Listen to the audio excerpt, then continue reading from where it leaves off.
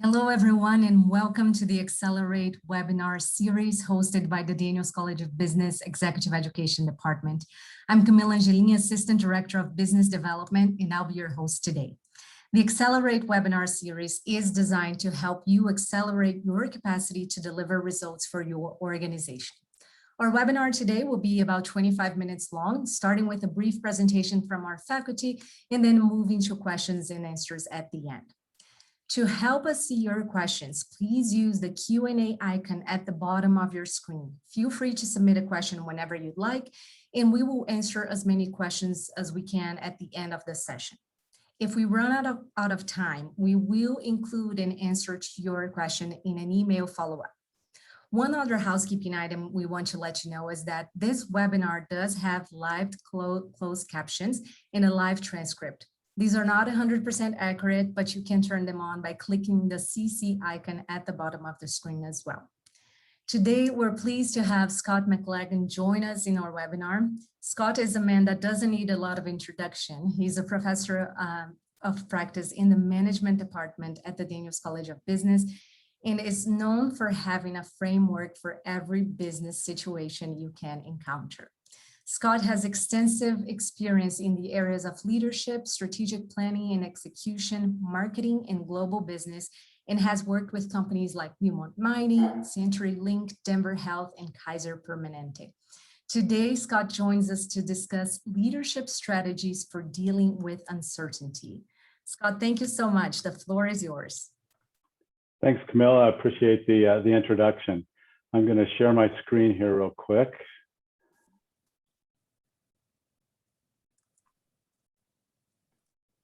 Okay, that should be there. Are we good? Yes, we do. There is just a Outlook reminder in front of yeah, there you go. Perfect. There we go. Sorry about that. No worries. Anyway, well, I'm really excited to be here today. I actually have been thinking about and studying this particular subject a lot in the last year, as you can imagine. We've lived in some pretty uncertain times. And so what I'd like to do for the next 15 or 20 minutes is share some of the findings that I have, give you a few frameworks from what Camilla just said for you to think about. Probably the biggest struggle I had with putting this together is how to condense this into 15 or 20 minutes. So I'll do my very best. I'll give you some resources to think about, and hopefully you'll find this valuable. So let me get the clickers going here. So I'll never forget, it was last August, and in the middle of the pandemic, and you can kind of picture the world we were in, COVID cases were starting to come up. We'd already been, almost 6 months into the pandemic. And I read this quote and I remember thinking, wow, that captures the way that I'm thinking these days, which is, if you kind of put yourself into that situation, we were all thinking about, when is this going to end?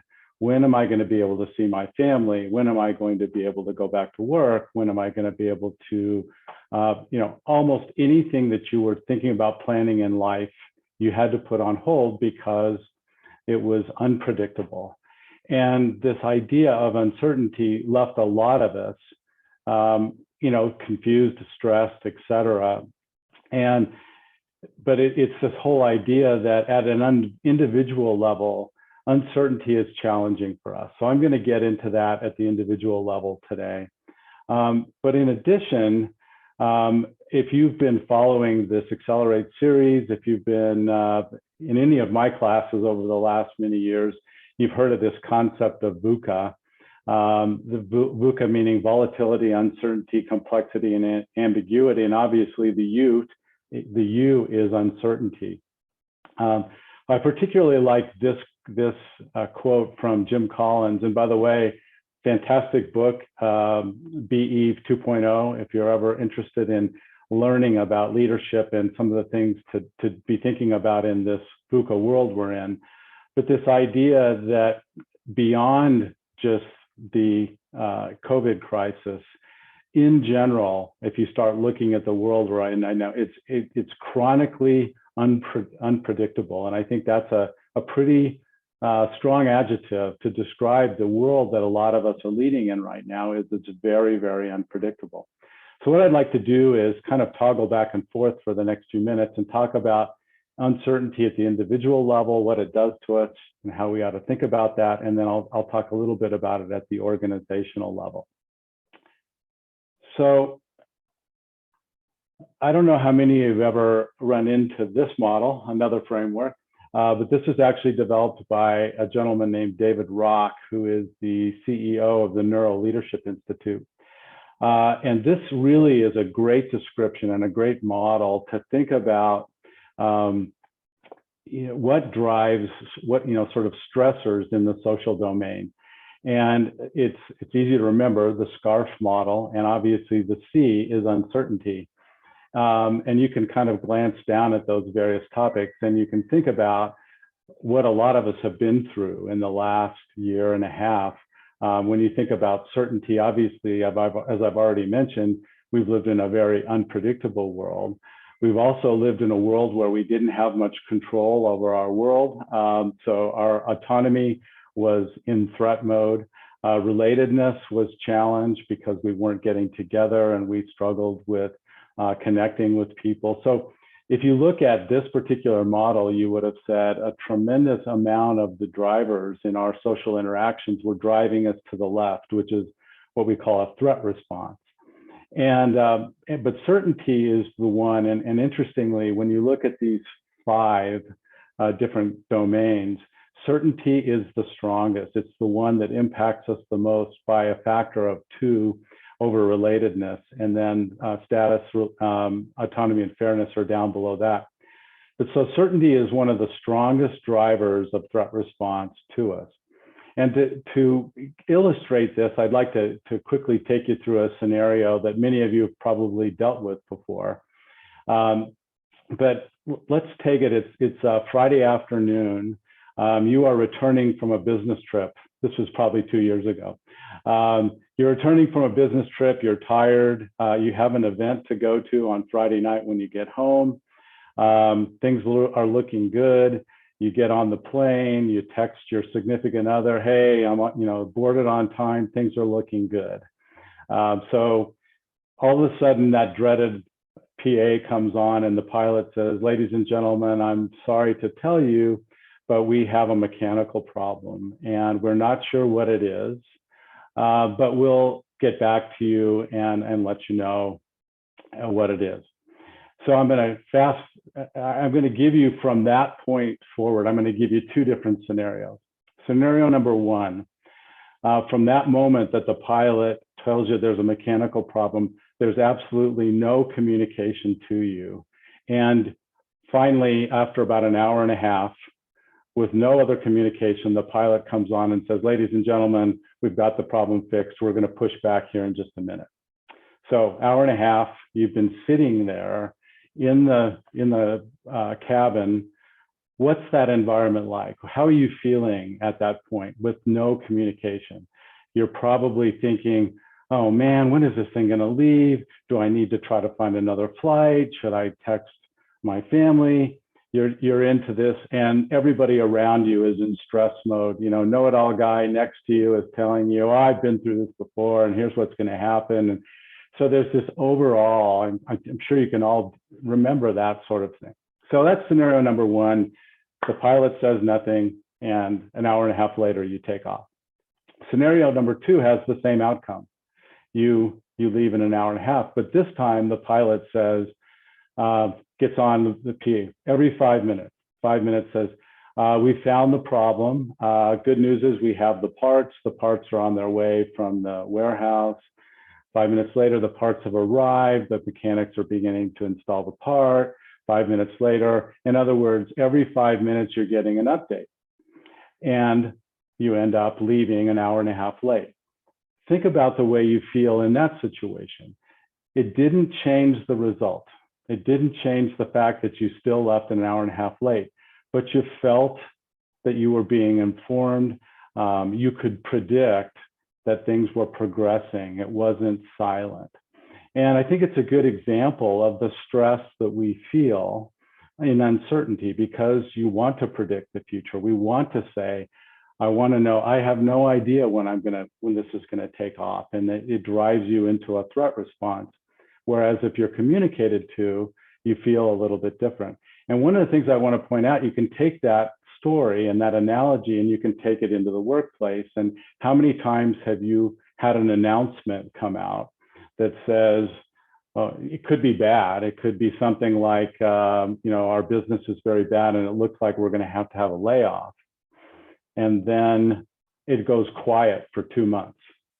What's the environment like if you get no communication?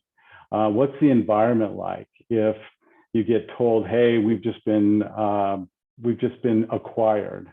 We're going to be going through due diligence. And what does your mind do if you get no further communication?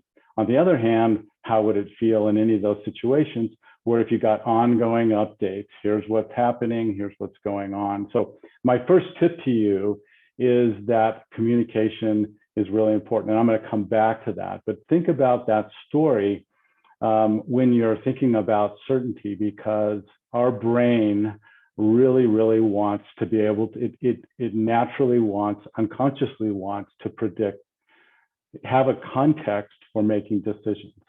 And I think you're all very familiar with the fact that in the absence of information, what do? We start making stuff up. And when we start making stuff up, we make it in the extreme to the worst case. So keep in mind, that's a really important element. Now, when we have this threat response, those of you who have seen some of my stuff before, pardon me here, we've talked about the levels of stress and how as we increase our threat response, we get more and more stressed. So, obviously, as we get more and more uncertainty, we move up this ladder and get more and more stressed. And the more stressed we get, the more ineffective we are. One thing that I wanted to mention, and I think I mentioned this on some previous podcasts or webinars, is that COVID, in my view, pushed everybody up. Our natural state of stress was moved up, a lot of it due to uncertainty. So if we were standardly at work, we're at sort of the alert level, we might have been pushed up to the alarm level and trying to operate from the alarm level. So that was a real challenge during COVID. But what happens when we're stressed is a lot of these things. And you probably have seen this manifestation of stress in your working world over the last year or so as people were stressed about COVID. And I again want to connect that back to a tremendous amount of that was due to the uncertainty that we were all facing. Now let's think about this from the organizational perspective. I happen to have in my former life been in charge of strategy for my company. And I can tell you this would have been 20, 30 years ago, that a lot of times when we did strategy, we were at the bottom of this. We basically would build out a set of assumptions, typically single point assumptions, and we would build a plan around a set of assumptions. Obviously, as things have become more uncertain, we've started to see people say, hey, let's do a best case and worst case plan. That might be a way of thinking about it. Increasingly now, people are getting more sophisticated and they are starting to do a thing called scenario planning, where they're starting to say, let's come up with a whole bunch of scenarios. We can't predict the future, but we can come up with some plausible scenarios and maybe we can plan into those. And then there are certain industries and certain businesses where you're way up at the top of this, where it is literally unpredictable at this point. And you're how do I plan? How do I think about strategy into the future? Again, all we're doing is planning into uncertainty. So one of the things that some companies are starting to do is to break down in the whole world of strategic planning. If you can picture the days of, hey, well, I just produced a 5-year strategic plan and I put it in a white notebook and I put it up on my shelf, and those days are over. And today, what most business leaders are doing is saying, hey, listen, what I can do is I can constantly be looking out, increasing my awareness of what's going on in the world. I can be in a constant mode of strategic thinking, while at the same time saying, I can't tell you exactly what we're going to do for the next 5 years, but I can tell you where we're headed, and I can tell you what our next step is, right? I can tell you, I can build an execution plan for the next quarter, et cetera. So people are recognizing that they can't build long-range strategic plans, and they're breaking them down into a kind of a different thought process.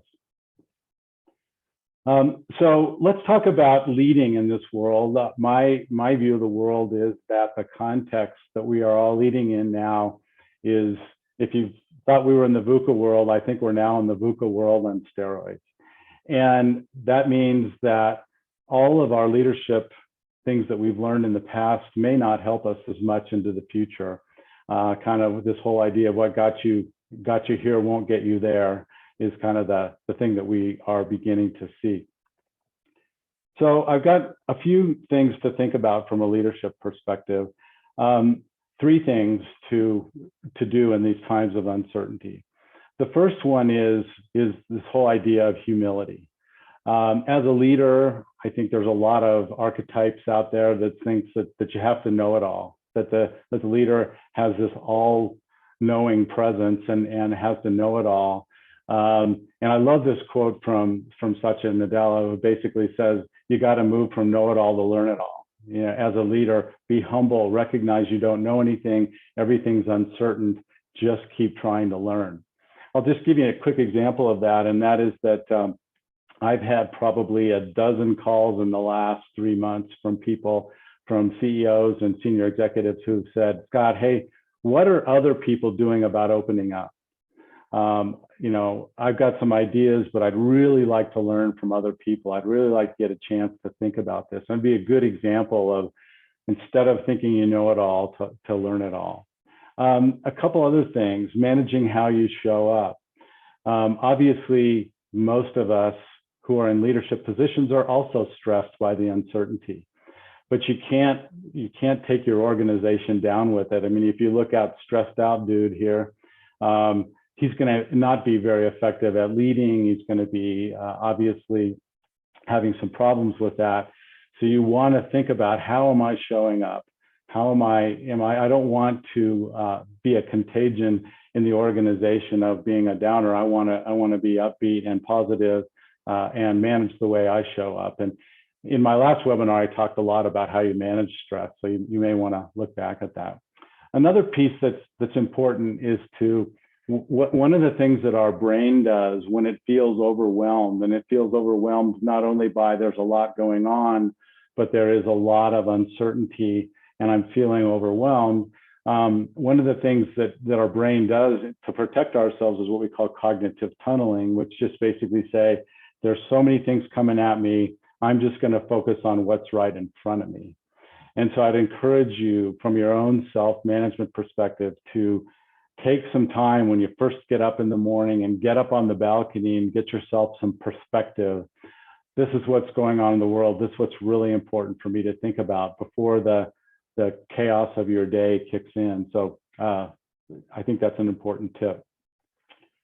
Second thing, really important, is in the area of communication. And I just don't think that in an environment of uncertainty that you can over communicate. It's not possible. Back to my airplane example. If you go radio silent and don't tell people what's going on, people will start making stuff up. So I really believe, be open, communicate, and be very transparent. Tell people everything you know, tell them everything that's happening that you can tell them.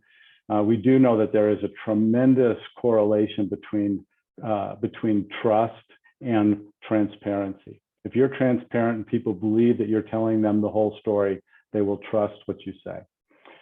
Second thing is what I call up your cadence of communication. And what that says basically is, if in the prior world you communicated weekly, kind of had weekly meetings, I would up that cadence to every couple of days.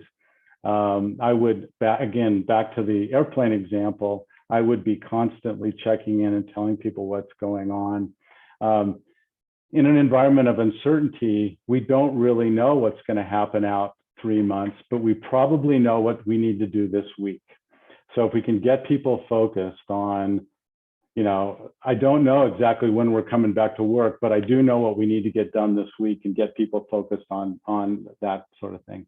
And then finally, clarity. People love clarity.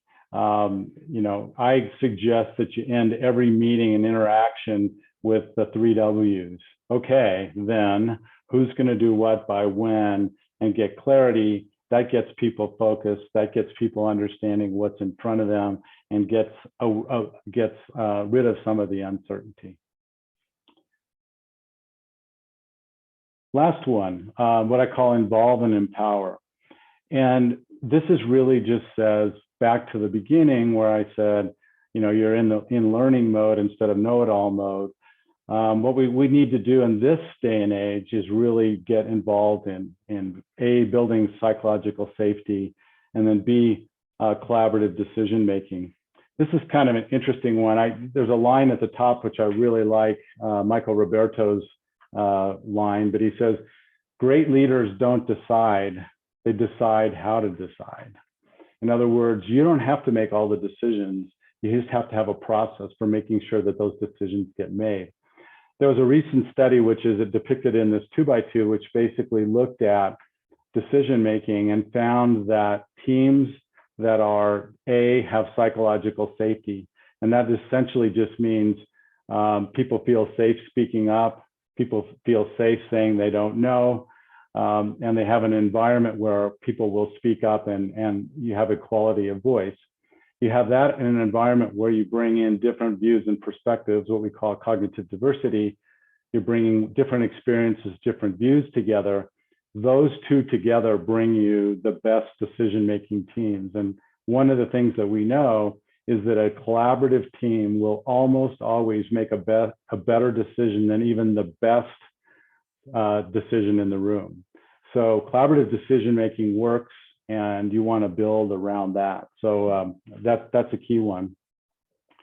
And then another recommendation for you, if you're interested in this is a book that came out a few years ago, and I love this quote, which really just basically says we need to think about our leadership models as we think about this world of not being able to predict. We can't be in the world of predicting things and then planning for them. We have to build an agile, adaptive organization. And he talks about 3 fundamental things, which I've pretty much touched on. Build trust and a vision of where you're going. Be aligned on the big picture. Be open and transparent with your communication, so everybody is up to date with the latest thinking. He calls that shared consciousness. And the third thing is this idea of empowered execution. And that basically says, once we've made a decision and we know who's going to do what by when, let people do it on their own. Empower people to do it without being micromanaged. And I love this line, eyes on, hands off. I'm watching what's happening. I'm watching what's happening in the world as a leader, but I'm hands off on getting involved in your execution of it. So that was very quick, but ultimately, I think if you keep these things in mind, number one, that uncertainty drives tension and stress into individuals, and it makes us rethink the way that we plan and execute inside of organizations. And if you just keep in mind, think about the way you show up, think about the way you communicate, and think about the way you involve people, I think you'll have a lot of luck in dealing with this. So with that, I will close down and be open for some questions. Thank you so much, Scott. I want to print those slides and have them in front of me so I remember all of that. I particularly liked what you said about sometimes we don't know what to do in the next month, but we know what needs to be done this week. And I remember in the beginning of COVID, we were all thinking we were going to be back 2 weeks later. Right. Lots of leaders were saying, oh, we're going to be done with this in 2 weeks and we'll be back in the office. Everything's going to be, so sometimes we don't know that we are in those situations. Right. We are getting some great questions. I'm going to start with a question from Christian Bezenar. Sorry about that, Christian.